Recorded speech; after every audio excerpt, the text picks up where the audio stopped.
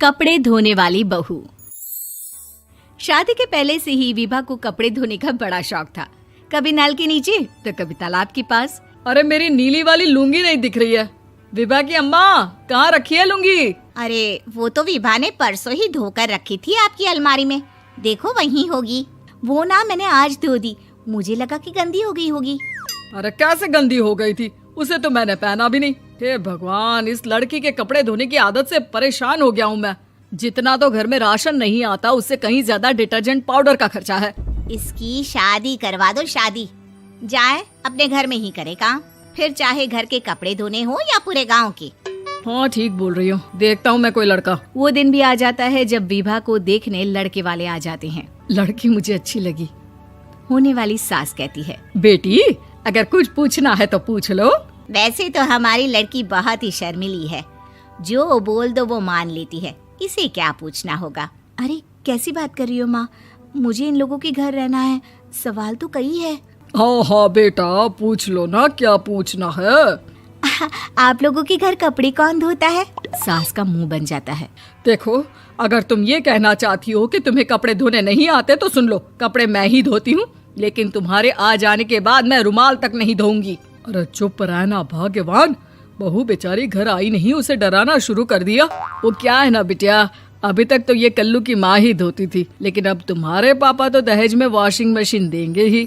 तभी विभा की माँ बोल पड़ती है, सवाल भी पूछा तो क्या। वैसे भाई साहब, मशीन की तो फिर भी कपड़े धोने की कैपेसिटी होती है। मतलब जो बिटिया दे रहे हैं ना विभा, इसे कपड़े धोने का बहुत शौक है। ये आप लोगों के क्या, आस पड़ोस गांव मोहल्ले सबके कपड़े धो दे और उफ तक ना करे। बाहर देखा नहीं आपने कितने कपड़े सूख रहे हैं? सब हमारी बिटिया ने ही तो धोए हैं। बस भी करो ना माँ, शर्म आ रही इतनी तारीफ सुनकर। और तो और एक दाग निकाल कर दिखाओ तो मान जाओ। हाँ अच्छा, माफ करना बेटा, मैंने गलत समझा।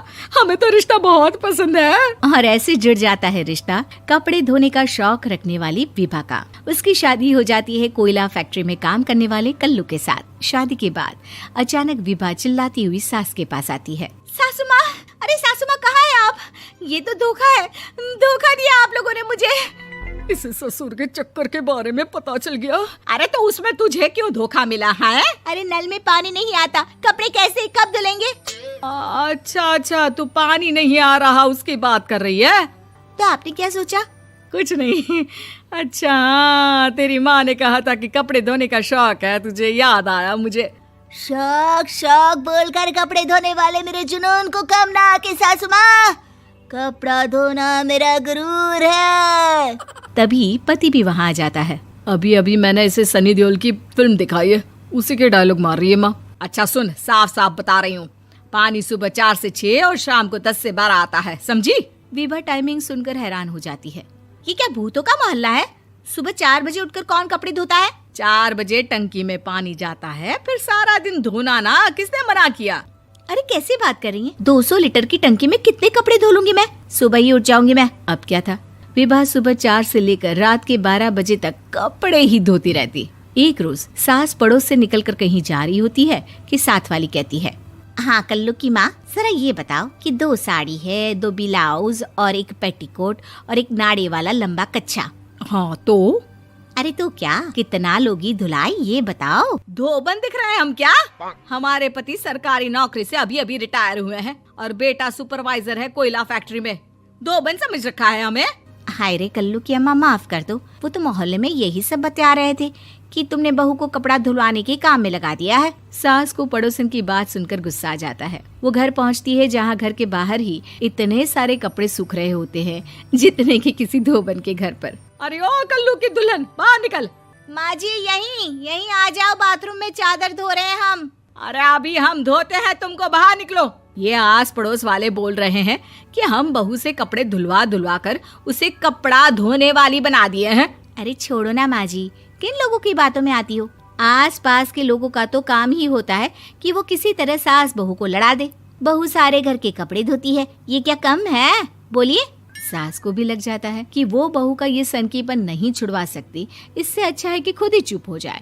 एक रोज सास और बहू मंदिर जाते हैं, जहाँ सास की साड़ी वहाँ खड़ी भीख मांगने वाली से मिलती है। माँ जी क्या बात है, आपकी साड़ी उस भिखारन से कितनी मिल रही है ना? हाँ हाँ देखो तो, दोनों की साड़ी मिल रही है। क्या बात है कल्लू की अम्मा, तुम खुद को तो अफसर की बीवी बताती हो और ऐसी सिंपल सी प्लेन साड़ी पहनकर घूमती हो। सिंपल और प्लेन नहीं है ये साड़ी। तो क्या सोने के धागे से फूल बने हैं? कुछ भी सासू माँ, कुछ भी। हाँ बने थे इस साड़ी में सोने के धागे से फूल। मेरे पति लेकर आए थे मद्रास से स्पेशली मेरे लिए 10,000 की। ताहे भाई साहब इस भिखारन के लिए भी सेम टू सेम साड़ी लेकर आए होंगे 10,000 की। सास उस वक्त तो कुछ नहीं कहती, लेकिन बहू के साथ घर आती है और अलमारी से एल्बम निकाल कर लाती है। ये साड़ी देख रही है, ये वही साड़ी है जिसे मैंने अभी पहना था। इस साड़ी में ये जो चमकदार फूल दिख रहे हैं ना, ये सोने के धागों से काढ़े गए हैं। लेकिन तू लोकल वॉशिंग मशीन ब्रश से घिस घिस कर सारे फूलों को निकाल कर साड़ी प्लेन कर दी। मुझे माफ कर दीजिए सासू माँ। और तो और, जब मैंने तुझे तेरी गलती के लिए कुछ नहीं कहा, लेकिन तूने तो सबके सामने मेरा मजाक ही बना दिया। क्यों? बहू को समझ में आ जाता है कि अब से उसका कपड़े धोना बंद।